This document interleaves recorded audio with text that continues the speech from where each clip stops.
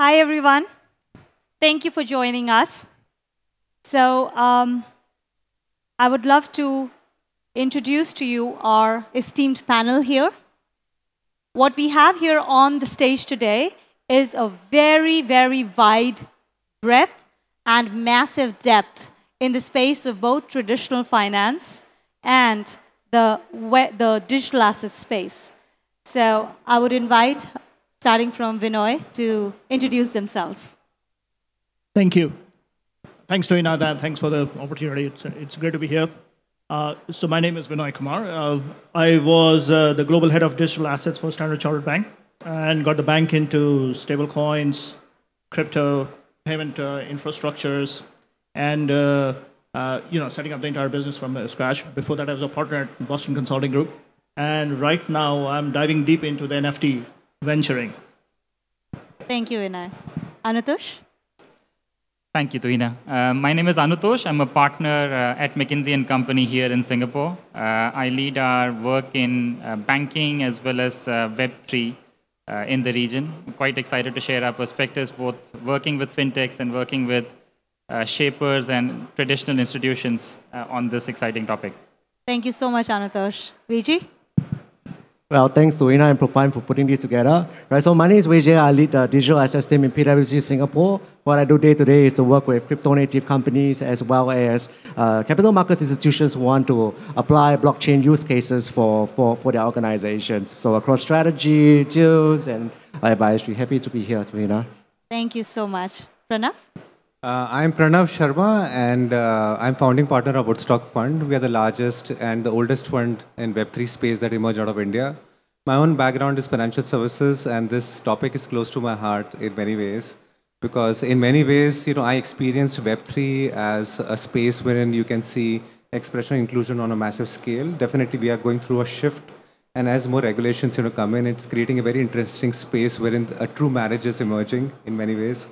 And we are also lead investors in Propine in the previous round. We also invested in the previous round as a lead investor as well. Extremely bullish on Propine and the custody as a space and various other things which are building around that area. So happy to be here, Tuhina.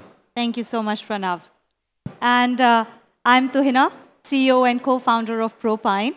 We are a licensed, regulated custodian, and we're licensed by MAS. We can handle all types of digital assets, whether it's crypto or whether it's digital securities. So without further ado, let's dive into our topic. We all know about Web 1.0, where there was a one-way street of information, which transformed to Web 2.0, which is what we know this as, right? A collaborative, interactive space with user-generated content. From here now, we're moving on to Web 3.0, which is based on a decentralized data architecture, which allows a peer-to-peer transfer of value. So to set the context here, I would love for our panelists to give us their quick views on why do you think discussion around Web 3.0 is important, and in what ways do you think it is going to transform the value of consumers, of companies, of markets? Vinay, would you like to take that since you've been at the forefront of this from a banking space? Sure, happy to. So I think Web 3.0 is, in some ways, is a reflection of where internet, commerce, social structure, and social interaction is moving, right? So it is much more about, I would say, decentralization, disintermediation, which comes out of real as to who's a true owner of information and who's a true creator. And the value transfer being direct rather than through an intermediary or platform. I think that's a fundamental difference which is going to be there in commerce or economies and the social interactions. Beautiful. And that's really why it's so important. So let's say at Woodstock, we recently published our thesis, and we look at Web3 is that imagine 4 circles. So one is economics. So definitely the economics is becoming a lot more decentralized. As the world used to be like 30-70 in terms of 70% were haves not and 30% were haves. Now this is becoming a lot more skewed wherein let's say in some of the developed countries itself it is 595, right? And typically, historically, in these situations, there is revolution, etc., etc. That means there is an organic demand for distributed currency or distributed economics or participation, A. B is the technology itself is becoming a lot more modular and a lot more, you can say, in a way that it takes care of the data of the individuals so that you have your own data, your own keys, etc. in your ownership. And this is becoming a very big movement. It was a rhetoric in the past, but it has become a necessity now, and it will become an important feature in times to come. The third thing is you look at the social. It was not about technology or economics. Fundamentally, as incumbents were not very keen to associate with these technologies because their existing models were valuable enough. And as the margins are reducing, as they're seeing that the Gen Z and various other factions of the world, which is a lot more volatile, is participating into these technologies, they're seeing that there is a natural bridge. For them, it is also about an existential decision to participate. So Gen Z participating, enterprises participating, banking system participating. The fourth circle is ecology. I think this is something that we don't discuss enough. It becomes rhetorical right now as a conversation when we talk about ESG, climate change, etc. But a lot of these are also about individuals participating, governments participating, multilateral agencies participating. And the best way for them to participate is through a distributed technology like Web 3.0. And if you look at the intersection of all these four circles, in our experience, or let's say in many ways what Tim Berners-Lee also thought about as Web 3.0, 5.0, etc., it's a very human win-win kind of an internet, which is at the center of all of this so that there is a terrific balance. For me, I'm very big on Web3, right? Because if I look at the Web3 business models that have been around, there are clearly some efficiencies that's been driven in some business models that's getting more and more recognition. And in terms of the traction of customer engagements, we're probably just at the beginning. And when I look at some of the touch points on the ground, right, we can see not just the finance sector, but a lot of other industries coming to want to enjoy and recognize such benefits. So definitely very positive about Web3. I think everyone's made excellent points. And tying it back to Tuhina, your introduction, Web3 is the third iteration of the internet, as you're saying. And that allows money to move over the internet, value to move over the internet. Typically, money movement, value movement being associated with financial services entities. But actually, Web3 enables you to look at banking as an activity rather than as an entity. And that is a big change. It's a big change for regulators alike, as well as the institutions involved in it. But here, sitting in Asia, like conglomerates can get into it. You know, there's financial institutions obviously can look at the implications. Corporates can get into it. New fintechs can get involved. There was decentralization. Users can get involved in this activity. So it's a huge opportunity and multifaceted implications. So very happy to talk more in detail about it, but that's why I'm excited about it. Thank you so much, Anutosh. That was a great segue. So we had a great understanding of why Web 3.0 is important: decentralization, participation, disintermediation, value transfer. So in that context, I'm going to make 3 assertions now, okay? And I would love for you, all of you to discuss these assertions. My first assertion is, money in a digitalized world is nothing but data. The second assertion, in the blockchain technology world, decentralized, secure ownership of data is possible, and along with trustless data verification, that is transforming how data is being used and consumed. And finally, Web 3.0 promises to be more decentralized and personalized. So what do you think that means, or how does it transform financial interactions and money as a concept? Any of you can take that. Let me start, and I'm sure others will jump in. So, I think the first thing which is there is, whether it be Web 2.0 or Web 3.0 or 1.0, it doesn't really matter, right? Mm-hmm. If it is to be of use and it is to be of relevance, money is an important part of it. The value exchange has to happen. If the value exchange does not happen, then it's just you're seeking information. That's about it, right?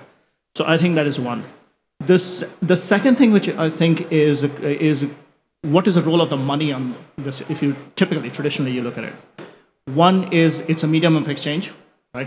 It's a store of value, and it's a unit of accounting. right? So which means that typically, if the system or ecosystem allows for it, anything can serve as money, right? If it satisfies these three roles. So the question which becomes more is that what is more suited from Web 3.0, which is much more decentralized, disintermediated, peer-to-peer, instantaneous, and everything else which is there, right? And you have to ask the questions that many of the things which you said is actually lots of TradFi people will say that money can serve that function today, right? Why do you need to have all of this kind of a stuff? It's true, but I think there's one fundamental difference in my mind, which is if I look at the money today, information is there, to your point, and the value is there, right? But they travel through different pipes. This is the first time we are seeing in technology or technical world, which is where money and value can travel together, right? And that is a very, very powerful, and that's what it takes away all your instantaneous, atomic settlements, takes out the overheads, et cetera, et cetera. So I think that is a powerful construct. The next bit which is there is that if you look at security and everything else, the basic technology provides that. So, and your algorithms and everything else, and depending on the ecosystem you create, it's much more about the participant security and everything else which you have to look at to say, okay, well, the technology per se, if your protocols are right, you have a lot of confidence in the cryptography, et cetera, right? And then the next question which comes in is that where does this go? And you kind of assume. And if you look at from the traditional payment rails today which exist and the value of money, and therefore the money exchange which can happen in Web 3.0 and it has to be intertwined, they are not ready for it as yet. And that is the biggest obstacle, I would say, in terms of participation is Web 3.0, whether it be a seamless integration of existing monetary or financial systems or banking systems with that because of regulatory scope and everything else, or because of it's not instantaneous. Or even when it is instantaneous, you have lots of issues in terms of data and other stuff which can come in. So I think it really becomes an issue in terms of how you think about Web 3.0, how do you bring money to it, how do you make it seamless integrations, and then also what type of money. Because we can talk about stable coins and CBDC as a payment rails, and without payment infrastructure, nothing works.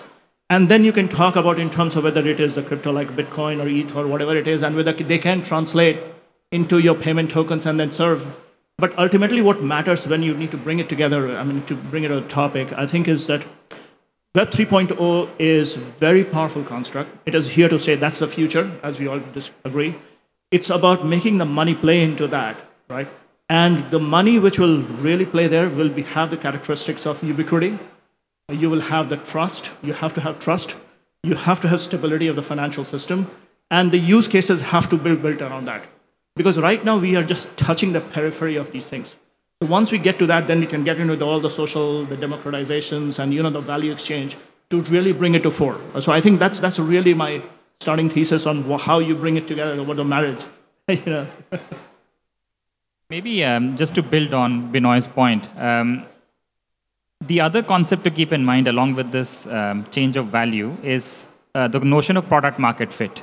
And that notion is nothing new. That notion has existed in Web 1, Web 2, Web 3. But when you achieve product market fit, before Web 3 technology primitives were available, the benefits would have accrued to a corporation. And the corporation would have gained a lot of revenue and a lot of success. The potential here is that if Web 3 applications gain product market fit and they're truly decentralized and some of the other characteristics are present, the users can become also participants in the wealth that's created through that success. That's quite an exciting paradigm. It scares corporations. It possibly creates new kinds of corporations, which goes very well with the current social construct that exists in the world as well. So there's I think the social dimension of it, which is quite an important dimension in the assertions you made as implications, Tuhina. Thank you, Anutosh. So adding on to that, right, and especially on assertion number 2, I think I have no doubts about the value transfer that can take place within Web3. I think a lot also depends on the level of maturity of the participants, right? How ready are they to jump on board so that you can create an everlasting perspective of trust for all of this to happen. So from my perspective, I think this is an ongoing journey where we've done quite well, but for this to get to the next level of adoption, sometimes it depends on, from all the participants' perspective, whether you're consumers, whether you're some of the businesses or even some of the guys plugging along the value chain that want to jump on the Web3, are they, from an infrastructure standpoint, ready from security, from identity, right, to be able to provide everyone in the ecosystem the trust to take off? So for me, I think that's also an ongoing journey that we will have to work on as a community for all of us to enjoy the benefits of Web3. And just picking up from the 3 points that you mentioned, the way I summarize it, that data is money and money is data. And that's how I see as Web3. I think in Web2, it was exclusive. It was either data was money and money was data. It is both. That means that you have modular systems, you have participative systems in which you can have money as more composable, more containerized, and in a way that it can be flowing from point A to point B with absolute ease. And with the privacy, which is there with an individual. The control is there with an individual here. This is a completely new paradigm. It creates a space in which you can create a plethora of applications on top of it. So definitely the most primitive applications are lending applications and exchange applications, but a lot more innovation can happen in terms of playing with the money. And one of the concepts here is that there was a point at which the marketplaces were a lot more centralized and they were only liquid under the purview of regulatory forces or let's say regulatory frameworks. But now the liquidity practically moves at will. So essentially the congregation of capital and the liquidity, for example, let's say NFT is a marketplace. I'm sure nobody thought about that, there would be something like an OpenSea and, there'll be so much of liquidity out there, etc. But the thing is, a lot of these illiquid spaces are also discovering value and liquidity. That means a lot more financial instruments are also creating spaces for participation. And this is extremely new in 5,000 years of our history as humanity. So that means money as data and data as money creates a very interesting paradigm for people to participate and get included on a massive scale. So if I were just to stir up things, right, just a spirit of discussion. So, just building on Pranav, what you said, and Anutosh and Vijay, what you were saying, is, I think in some ways it's not a question about money and Web3. Mm-hmm. If I turn it on its head, it's saying, if you take the characteristics of a technology, mm-hmm. where you have tokenizations, you have security, right, and you have a very seamless and frictionless transfers and confirmations, etc. And depending on the legal structures, etc., keep that aside for a minute. Actually, the question becomes, what cannot serve as money in that system, right? Because if you can do a price discovery or an attribute of value, yeah, and you have a market maker in there of some sort, anything and everything can be money, right? Because ultimately, money is what value I ascribe to it. So as long as someone is doing a price discovery, yeah, it can be an art, it can be a piece of real estate, it could be, and you can already see models being built around that. So you can basically create marketplaces around any sorts of token. And that is going to be a real power of Web3, is that it will unlock value in illiquid assets and rights or creations or artist creations seamlessly. There is, as long as someone can ascribe a value to it, it will be synonymous with money. Love it, love it. So, some of the major constructs that just came out of this conversation: participative economy, value and information flowing through the same pipe, which is making major changes in how the value is perceived. All of this is going to change the business models. It's going to change the customer segments. It's going to create new markets entirely, right? And I'm going to touch upon that. But before that, there was a little discussion here that I really want to deep dive a little bit into, because it creates a lot of confusion in the minds of people. So there was a conversation around a trustless data architecture, but then we are also constantly talking about trust. We're talking about stability, ubiquity, and trust in the system. Vijay also brought about the fact that there needs to be trust in the ecosystem before there is mass participation. How do we reconcile this concept of a trustless base, and yet we're talking of bringing in trust? How do you see these two seemingly opposite forces getting reconciled here? So I would say, I think it's an interesting paradigm, right? Because trust, you can decompose it into various things. One is whether I trust the infrastructure, right? Or whether it is a question of whether I trust the counterparty, right? Where? Or whether I have the trust in the stability of the tokens. And all of them will work different ways, right? One of the directions in which we can push for this, the other trust which is there, is in the ecosystem, the privacy, and everything else. And we have had this, Tornado Cash, tumblers, and all of that kind of a stuff, right? Kind of a conversation. And I think one of the biggest debates which will happen in decentralized world is around what is transparency and what's my privacy rights, right? Because in some ways, if you look at the foundation of trust is transparency and understanding of that, right? And that's going to be one of the biggest debates. And I think it's very interesting is, I think that a couple of things which are going to evolve, right? One is the definition of privacy is evolving. So where people were extremely reluctant to share, private information or, participation in events or otherwise, you see it all over the place, right? You take Instagram or Facebook or that kind of a stuff, and it's all over the place, right? So its definition is going to change it. I think the definition, and therefore, and the second thing which is there is that the transparency is important from the point of view of controlling or managing the ecosystems and maintaining its resilience as well as confidence in this, because you don't want financial crimes and all sorts of things in there as well. But it brings the other side of things picture as well. So I think the paradigm shift which will happen is the privacy will become much more about how much do I control the information which is being shared and who owns it and whether I'm getting paid for that or rewarded for that or it is at my discretion, right? It's not about the platform controlling the information and data and my privacy, it's me controlling it. And that's the other direction in which we'll see Web 3.0 going in terms of tokenization of information of personal data and DID and everything else which you're going to see. So I think NFTs or DIDs, etc., are going to be big in terms of pushing that boundary of privacy of different types of information, right? So I think that is, we'll see.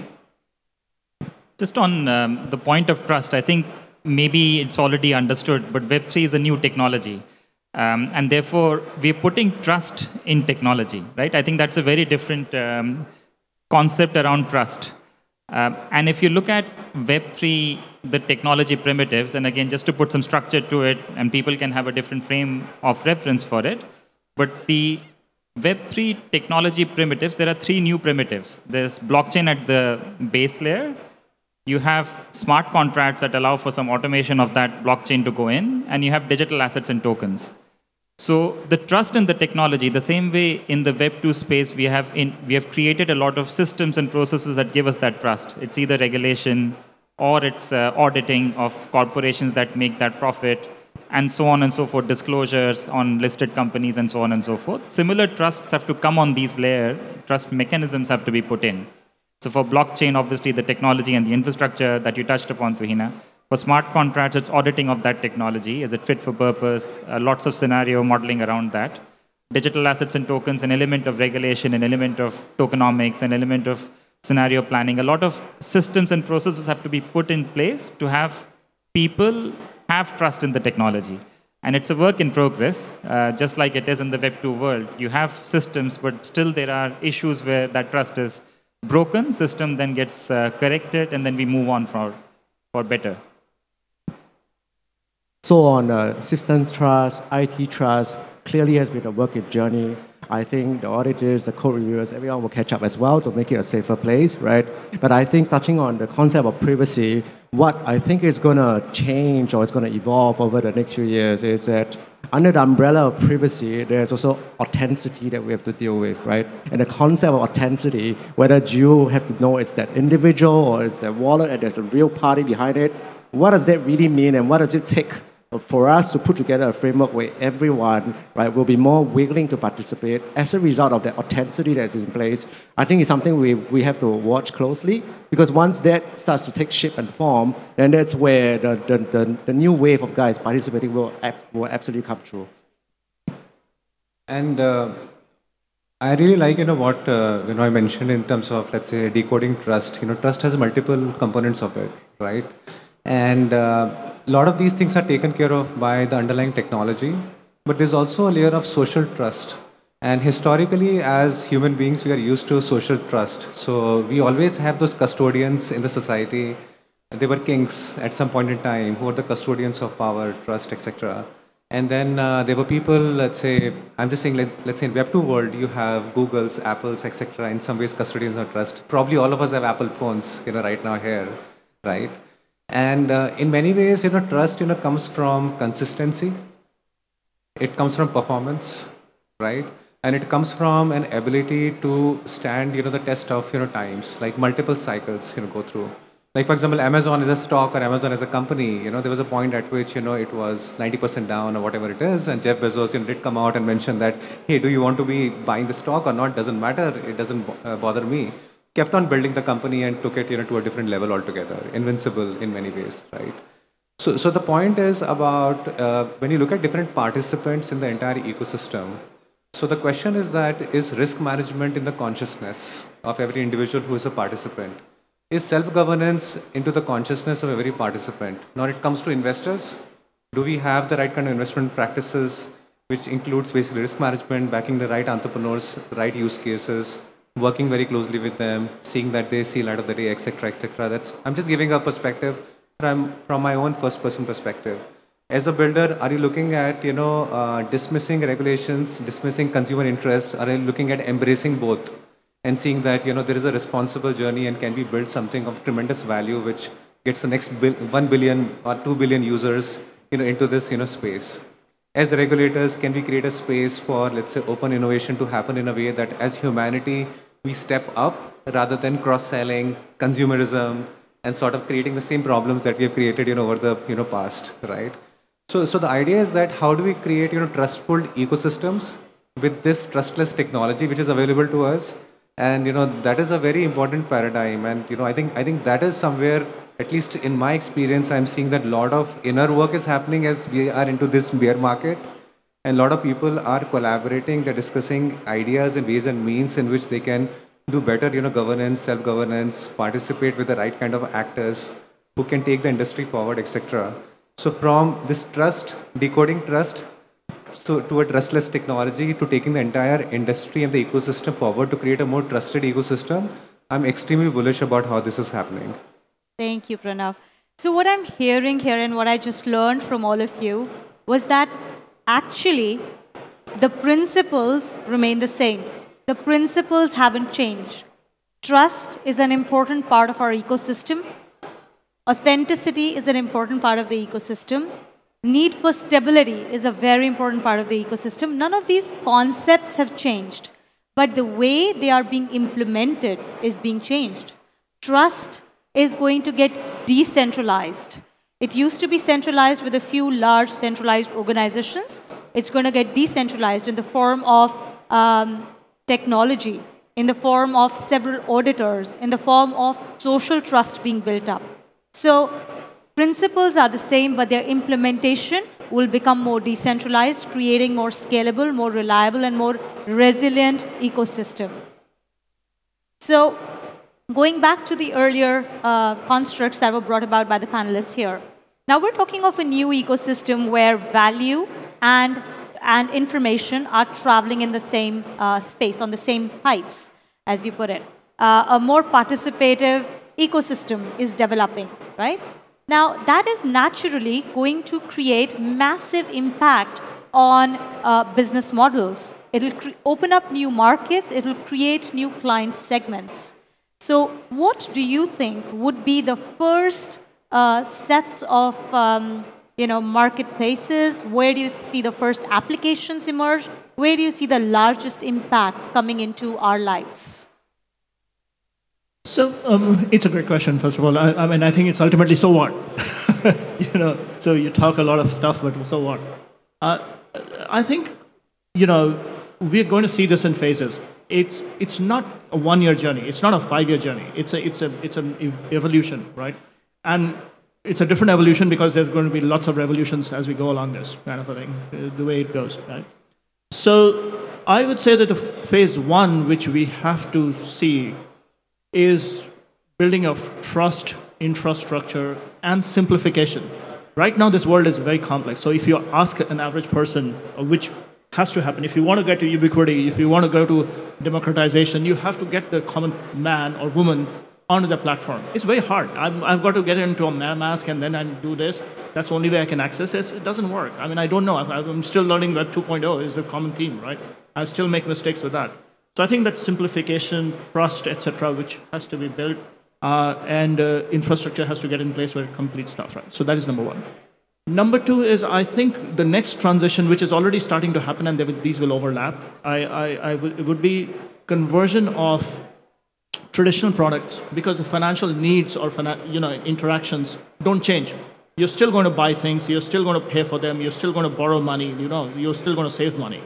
So the traditional products you will see start migrating into this ecosystem. So your credit cards will evolve, they will just become faster, cheaper, hopefully, and jurisdiction-free, etc. And similarly, lending, you already have over-collateralized ones. So you'll see under-collateralized get more and more prominent, and that's where the data and information and the models will come together. You will see investment products, which is already starting to see with BlackRock and everyone else coming into this. I think you will see a lot more tokenized. I expect to see a lot more tokenization. And interestingly, I would say that for me, I would say the security tokens are interesting, very interesting. But the success of it will really depend on the jurisdictions, because not all the legal frameworks and all the, I would say, regulatory frameworks are in place in all the jurisdictions. And even if you look at some of the biggest bond issuances, regulators or the legal community has stepped in to make way for that, right? I mean, whether in terms of the settlement finality or otherwise kind of thing, right? So I mean, or making CBDCs available for the instantaneous payments, etc., right? So I think, so that's something which you'll see. So the tokenization, I would see much more an NFT route going there. I would see transfer of identity onto this, yeah? That's a business model where I will see. And some of these will start being, on the payment infrastructure, you'll start seeing utilities being built for this. The question, which as usual will be for who's going to pay for the identity, right? And will there be a standard? I mean, we were talking earlier in terms of the standards around this and et cetera, et cetera. But the most powerful thing, which I think will happen, is where the concept of data and programmability of tokens will come together. That's when we will see a real revolution in business models. I can see identity, tokens, and payments coming together. Beautiful. Right? There's no way you can stop that. Yeah? The only way you can stop that is when you say regulations prohibit that. But you cannot stop that in private ecosystems. Yeah? Because they're tokens, and you can always manage that kind of a thing, right? So all the loyalty, payments, identity, tokens, I see a convergence. And that's a very, very different business model, and social economic exchanges is the future. What time it takes, who knows, who cares?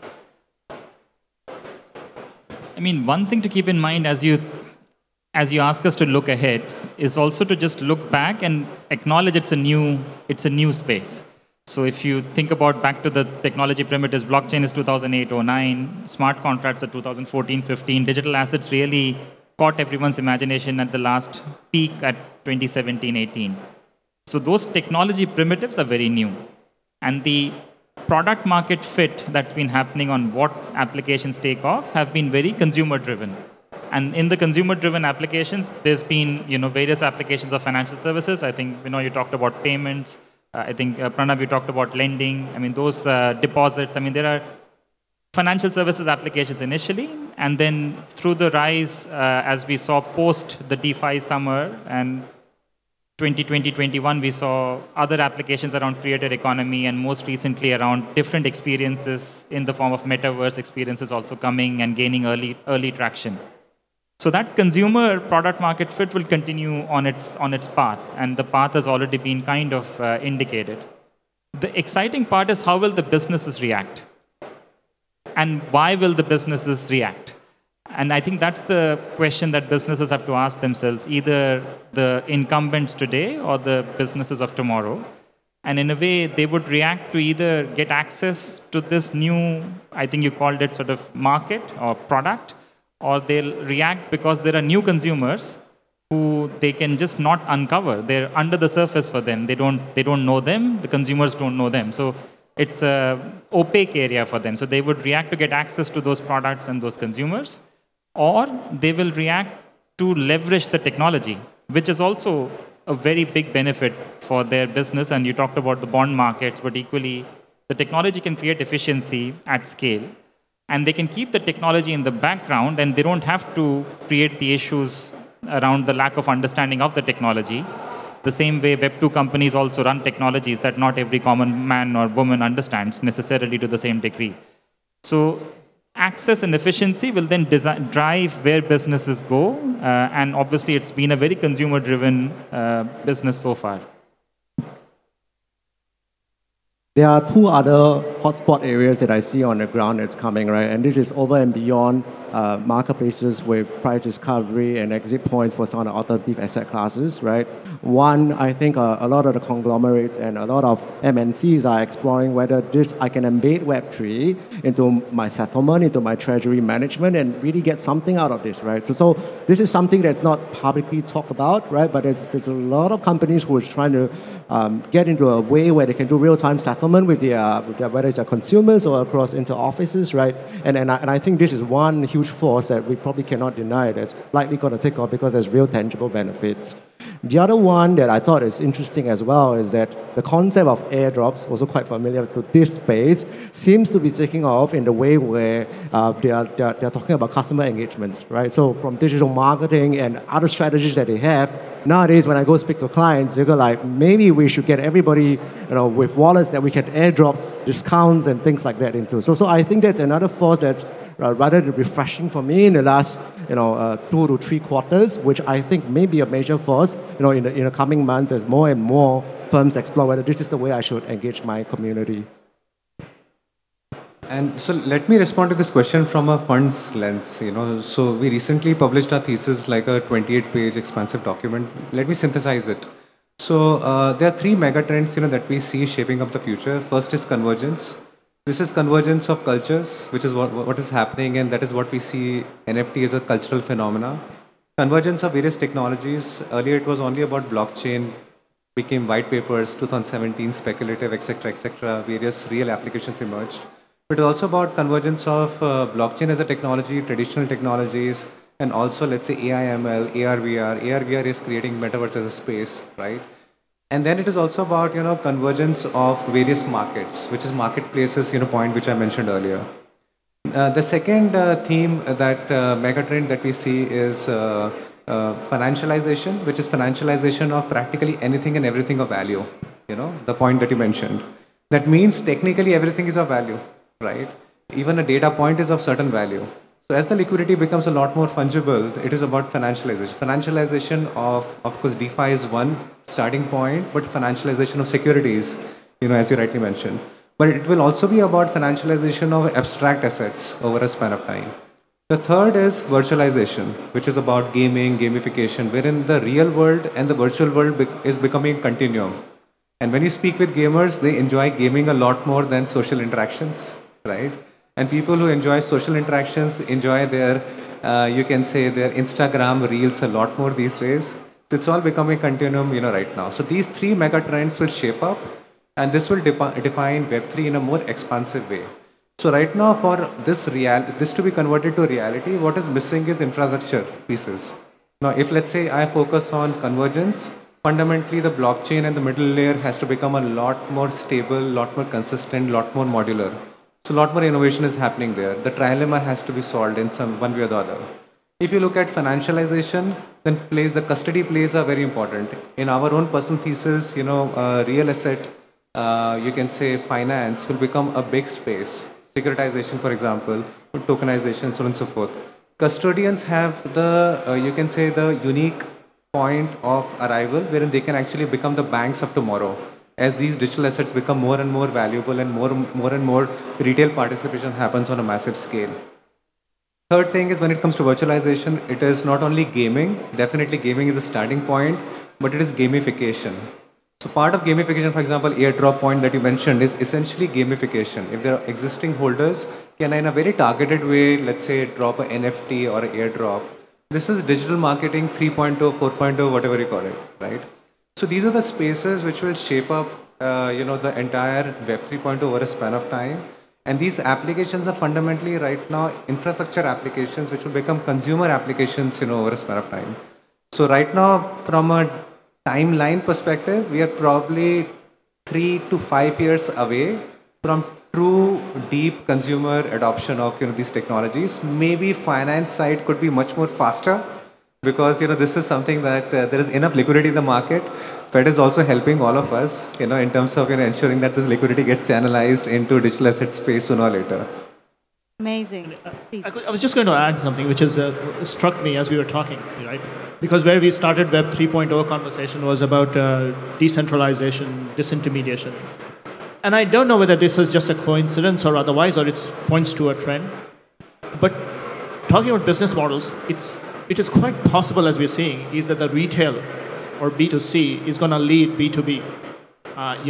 You will see much faster innovations and much more new business models which are going directly as the Web 3.0 should, right? The institutions will have to follow as to where the flows are going and what role they can play.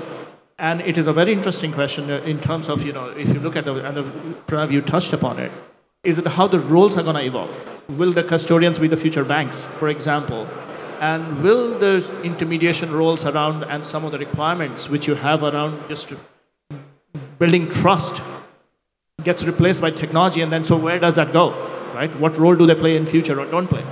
So I think it's not only a question of a business model, but what ecosystem builds around it and how it changes the existing ecosystem is going to be a thing to watch. I think it will evolve in parallel or faster. I don't know if we still have time, but I think one thing we haven't touched on, which is an important point, tying Pranav and Vinoy, your points together, is we're obviously going through a crypto winter, right? I mean, that goes without saying. But in the point on consumers creating the demand and businesses following, absolutely, right? I mean, that's a given. But for businesses to follow, they have systems and processes and governance before they are truly getting involved into a particular opportunity. And if the opportunity is running away from them and every month the market's much higher than the previous month, then they feel they kind of pushed into a corner to look at that opportunity. But the crypto winter gives them, I don't know how long, I mean, a fairly long period of time to really sink their teeth into this technology, understand how it applies to their businesses or creates new businesses for them. So this ongoing environment may give us a boost because more businesses may then have the time to get involved and really see what they want to do with this technology. So right. So I think the few points that I thought really stood out for me. The first thing is that when we talk about, when I asked the question, I actually was expecting some answers like, let's look at payments are going to get disrupted, or there's going to be remittances, or I was actually expecting some of those answers. What struck me and what's coming out very clearly is that linear paradigm of thinking is completely passé. We have to move beyond that. We're talking about convergence, right? But Pranav just talked about the new trends, financialization, virtualization, gamification, convergence. And we're talking about, when I was talking about how we're not just going to talk about payments, we're going to talk about payments or embedded finance within the context of how the social interactions will happen, how it will get embedded with your identity, right? So when we start to think about this, we realize that we are really, really ill-equipped at this stage if we think in terms of the past business models, or we think about the consumer engagement in previous ways. VG brought about the fact that we are talking about airdrops. We're talking about digital marketing 3.0 and 4.0. So pretty much every way in which we are going to engage with consumers and the way the businesses are going to be consumed and the way they're going to be put out there are going to be super different. And we need to think in many more holistic ways. Well, a metaverse way, right? So we're running out of time. And so at this stage, I would thank our panelists for such a great discussion. For me, the great two big things that I'm going to take away personally is that I'll stop using the word trustless technology and call it a distributed trust environment that is getting developed. and the fact that we should stop talking about single or linear ways of thinking about how the world will approach. There's going to be massive confluence of seemingly very, very different streams of our identities, our beings, and our interactions that will come together in a very new paradigm and very, very new environment. Thank you so much. Thank you, Pranav. Thank you, Banerjee, Anutosh, and Vinoy.